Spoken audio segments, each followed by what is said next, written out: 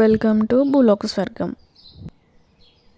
ఈరోజు కొన్ని ఆకుకూరలు అలానే కొన్ని ఫ్రూట్స్ కోసుకుందాము. అయితే కొన్ని ఫ్రూట్స్ ఏమో ఇంట్లోవి, అలానే కొన్ని ఏమో ఫామ్లోవి కోసుకుంటున్నాను. సపోటాలు, జాంకాయలు ఏమో ఫామ్లోవి, మిగిలినవేమో ఇంట్లోనే కోసుకుందాము టెర్రస్ పైన.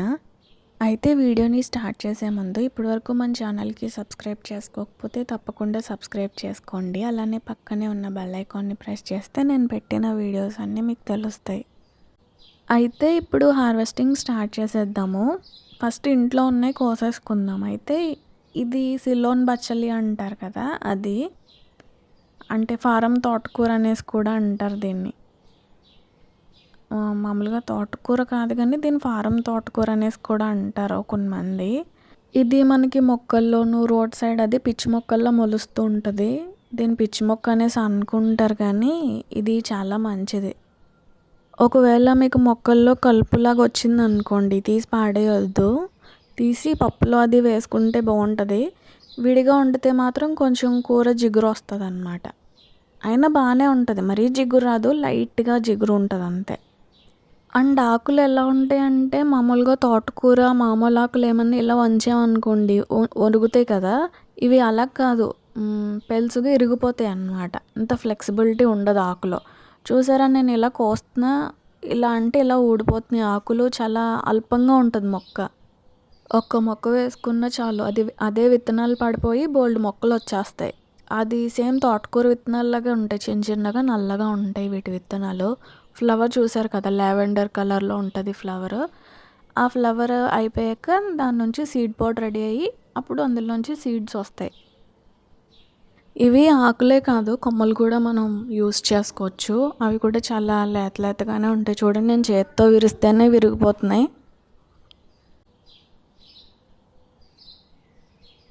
చూడండి, నేను ఇంత కోసినా సరే ఇంకా ఎంత ఆకుందో.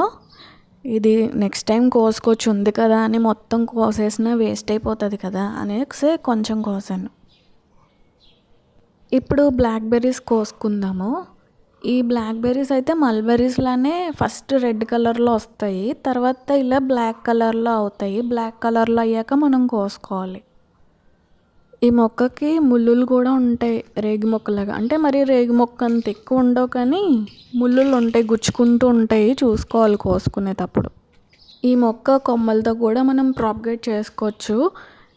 ఒకసారి వేసామంటే ఇంకెంత పెరిగిపోతుందో. కాకపోతే ఒక చోట స్థిరంగా ఉంచేయాలన్నమాట, లేదంటే దీన్ని మనం అటు ఇటు మార్చలేం కదా, ముళ్ళులు గుచ్చుకుంటూ ఉంటాయి కదా. అందుకనేసి దానికి పర్మనెంట్ ప్లేస్లో పెట్టేయాలి మొక్కని. లేదంటే మనం ప్లేసెస్ అది చేంజ్ చేసేటప్పుడు ముళ్ళులు గుచ్చుకుంటాయని అంతే. అంటే మరి ఎక్కువ ముళ్ళులు ఉండవు, డ్రాగన్ ఫ్రూట్ మార్చేటప్పుడు వచ్చేంత ఇబ్బంది అయితే రాదనుకోండి, కానీ గుచ్చుకుంటాయి కదా అనేసి అంతే. అండ్ వీటికి సీజన్ వచ్చేసి ఈ సమ్మర్ సీజన్ అనమాట. ఇప్పుడు సమ్మర్ ఎండింగ్ కాబట్టి ఇప్పుడు కొంచెం ఉన్నాయి, ఇంకా నెక్స్ట్ మంత్ అయితే ఇంక అస్సలు ఉండవు. చూసారా ఎన్ని కాయలు వచ్చాయి. ఇవి చాలా కాస్తాయి సీజన్లో, సమ్మర్లో బాగా వస్తాయి ఇవి. ఇంకా ఇప్పుడు సపోటాలు కోసుకుందాము. ఈ సపోటా చెట్టు అయితే చేలో గట్టు మీద ఉందన్నమాట.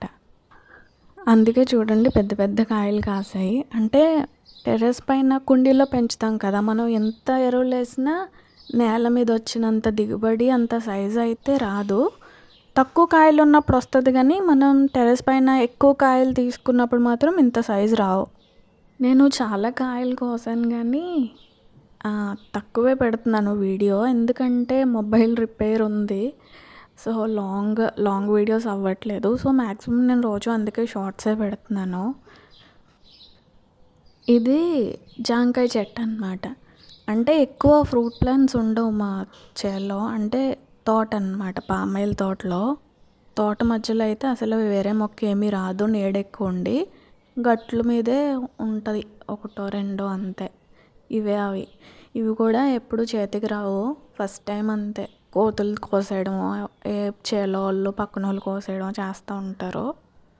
అండ్ చేలోకి కూడా మేమేం పెద్ద వెళ్ళము, ఎందుకంటే ఆ పామాయిల్ మొక్కలు తప్ప ఏం ఉండవు. ఇదివరకు కొంకడికాయల మొక్కలు ఉండేవంట, అవి చంపేశారనమాట. అంటే మేము చంపించలేదు, ఉంటారు కదా ఎవరొకళ్ళు ఏదో ఒకటి చేసి దాని ముందు మంటలు పెట్టేయడం ఏదో ఒకటి చేసి చంపేశారంట. అందుకే ఇంకా ఈ పామాయిల్ తోటలో అయితే ఏ మొక్కలు వెయ్యం. ఇంకున్నాయి 2 మొక్కలు, 3 మొక్కలు తప్ప ఇంకా వేసినయి ఏం లేదు. వేసినా చంపేస్తున్నారు కదా అనేసి. ఇంకా వేస్తే గనుక ఏమన్నా సపరేట్‌గా వేరే చోట సపరేట్‌గా వేసుకోవాలి గానీ, ఈ పామాయిల్ తోటలో మాత్రం వేయకూడదు.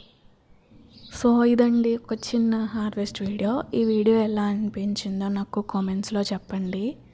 అలానే ఈ వీడియో నచ్చితే ఈ వీడియోకి ఒక లైక్ చేసి మన ఛానల్‌కి సబ్స్క్రైబ్ చేసుకుని పక్కనే ఉన్న బెల్ ఐకాన్ని ప్రెస్ చేయడం మర్చిపోకండి.